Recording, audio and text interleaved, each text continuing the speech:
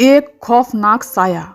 आशापुरा विस्तार में रहने वाली धरा शर्मा की अभी अभी नई नई शादी हुई थी। शादी के 2-4 दिन बाद ही पति दिलीप को ऑफिस के काम से 1 हफ्ते के लिए दुबई जाना पड़ा। धरा अपने अनुभव के बारे में बताती हैं कि एक रात जब वह अपने कमरे में अकेली सोई हुई थी, तभी अचानक उनका टीवी चलना शुरू हो गया, जिससे वह चौंक गईं। उन्होंने तुरंत उठकर टीवी बंद कर दिया और फिर से सोने की कोशिश करने लगी। थोड़ी देर बाद ही उन्हें फिर महसूस हुआ कि उनकी बगल में बिस्तर पर कोई लेटा हुआ है। टीवी का अपने आप चलना और फिर किसी की मौजूदगी का एहसास होना घर में अकेली लेटी महिला को डरा देने के लिए काफी था। धरा जिस करवट लेटी थी उसी करवट लेटी रही। उन्हें समझ नहीं आ रहा था कि वो करे तो क्या करे।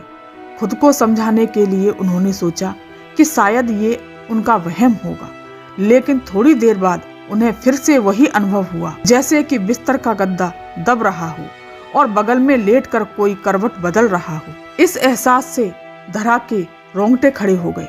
वह समझ नहीं पा रही थी कि वह सब क्या हो रहा है। बहुत हिम्मत जुटाकर वो बिस्तर से उठी और पीछे पलटकर देखा, वहां कोई नहीं था। लेकिन जब उसकी नजर गद्दे पर पड़ी तो धरा का दिल दहल गया। गद्दा नीचे की ओर दबा हुआ था और ऐसा दिख रहा था जैसे उस पर कोई इंसान लेटा हुआ है। अब वो चिल्लाना चाहती थी, पर खौफ के डर के मारे उनके हलक से आवाज नहीं निकल रही थी। दिल की धड़कन बहुत तेज हो चली थी। घबराहट में धरा ने तकिया उठाकर उस जगह पर फेंका जहां गद्दा दबा हुआ था। ऐसा करते ही बिजली की तेजी से गद्दा ऊपर आकर ठीक हो गया और धरा को ऐसा आभास हुआ कि वहां से कोई परछाई तेजी से उठ खड़ी हो। इसके बाद करीब 30 मिनट तक कोई हलचल नहीं हुई। अब धरा की थोड़ी बहुत हिम्मत बंधी और उसने पास में पड़े मोबाइल से बगल में कमरे में सो रही अपनी सासू माँ को फोन किया। उसकी सास तुरंत दौड़कर कमरे में आ गई और पूछने लगी कि क्या हुआ।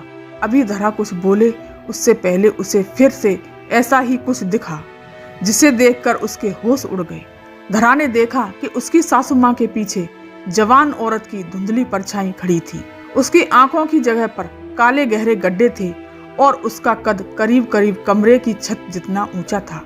वह भयानक नजारा देखकर धरा वहीं बेहोश हो गई और उसी रात उन्हें अस्पताल में दाखिल करना पड़ा। डॉक्टर ने कहा डर के मारे उन्हें लो ब्लड प्रेशर की शिकायत हो चुकी है। धरा के ससुराल वाले वह मकान छोड़ने को राजी नहीं है, इसलिए धरा आज भी वहां मायके में रहती है।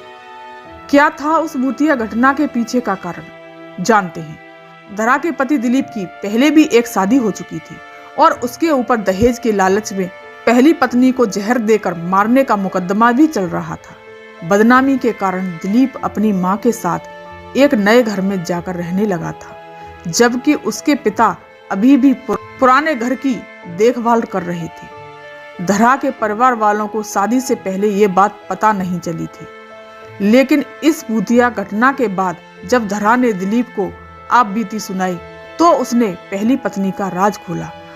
हालांकि उसका कहना था कि पत्नी को उसने जहर नहीं दिया था, बल्कि उसने खुद ही जहर खाकर जान दी थी।